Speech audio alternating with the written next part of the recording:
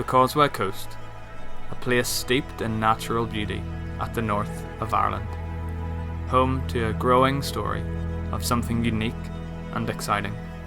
Wander its sandy beaches and take in the salty smell of the sea, green fields, luscious glens and valleys that surround you. Hear the sound of waves crashing and seagulls calling.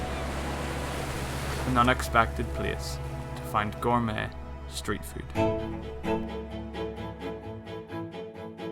Street food and the food scene in Northern Ireland, especially the North Coast, is one of the best places I've ever been.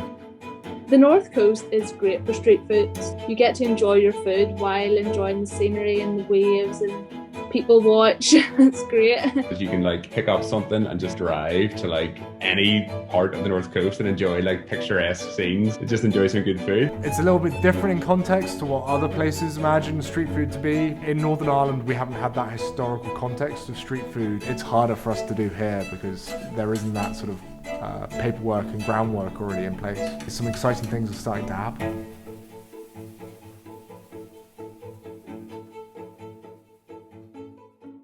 Street food, there's such a wide variety. You can get so many different types, and all the different carts seem to specialise in different dishes.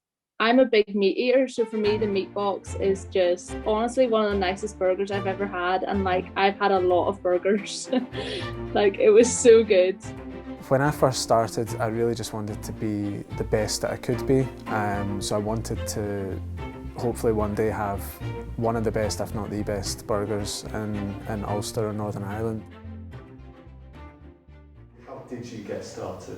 So I'd always been interested in food from an early age, but it wasn't really anything that I'd studied. I'd always wanted to move towards food if the opportunity ever arose.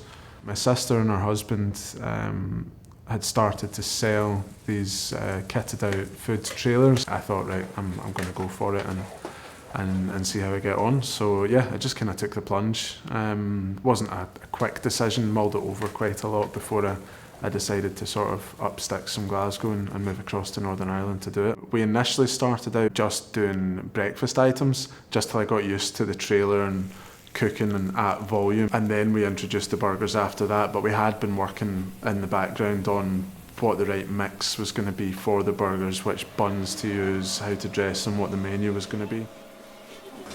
So much that you do wrong at the start, your first 12 to 18 months is just making mistakes.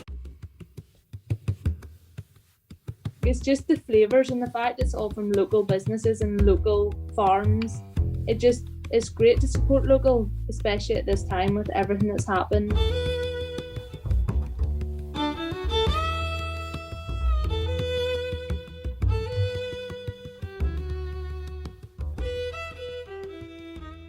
Broughgammon is a sort of small, forward-thinking, family-run farm. My parents bought the farm to sort of live out the good life. It was quite a murky vision to begin with. Again, we sort of came from that sustainable ethos.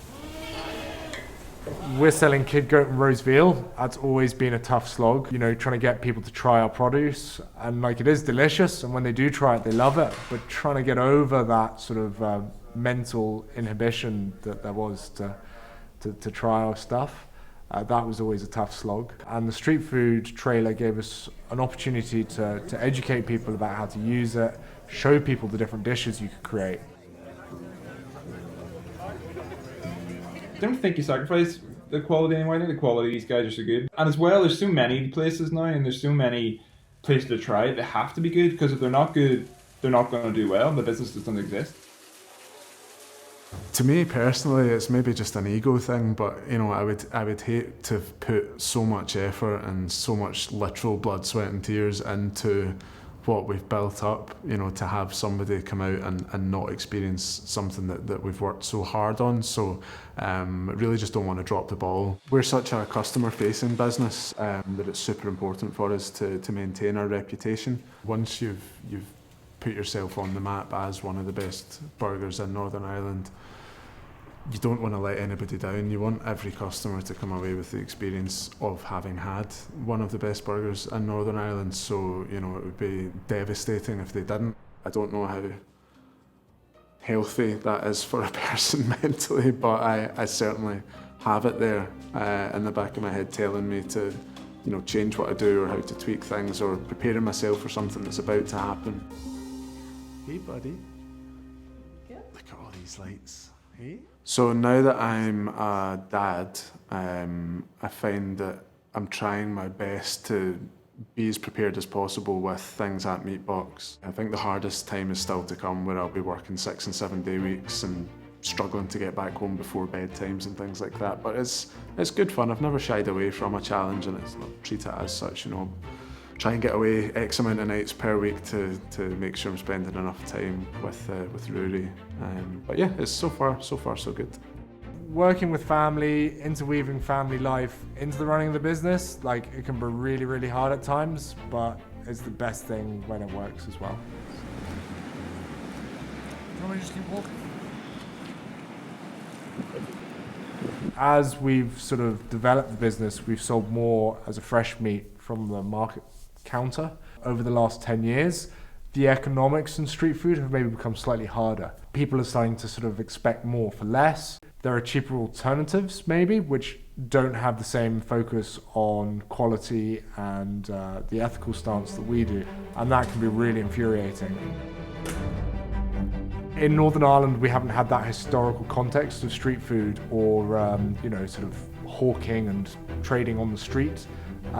It's maybe been more defined to sort of set locations like farmers markets and things, but historically we lost connection with that, and when you lose connection, you then lose the bureaucracy that was there for those markets. So now trying to re-establish them or create a street food scene, it's harder for us to do here. There is some events that we'll go to that we're not actually allowed to bring in street food because council will have tendered that out. We also have other practical restrictions with the amount of power that we can provide and the amount of people that we can accommodate, and we do have to turn away quite a lot of street food traders. So there can be anything from baked goods, sweet products, savoury products, and then there's also your street food. We want to bring in something different.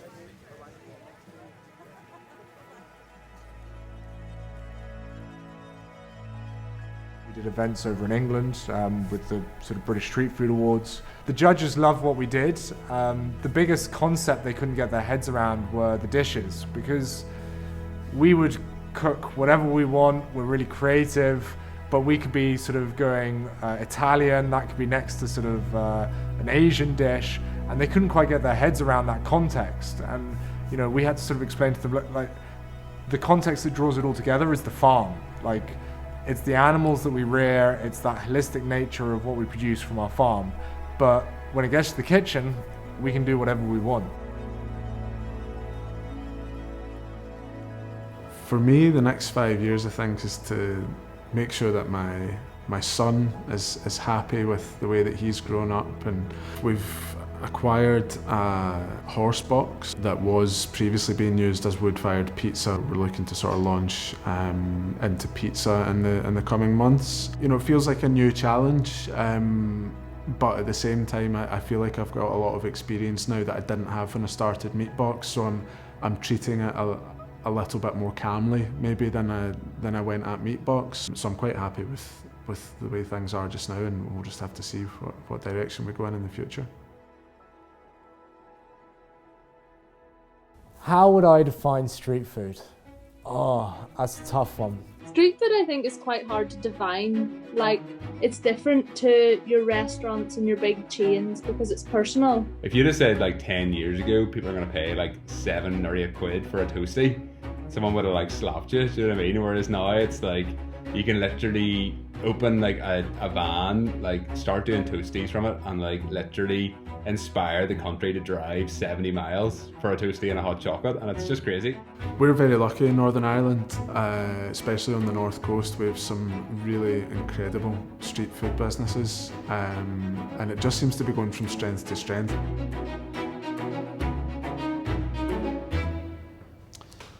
The life of a street food dad.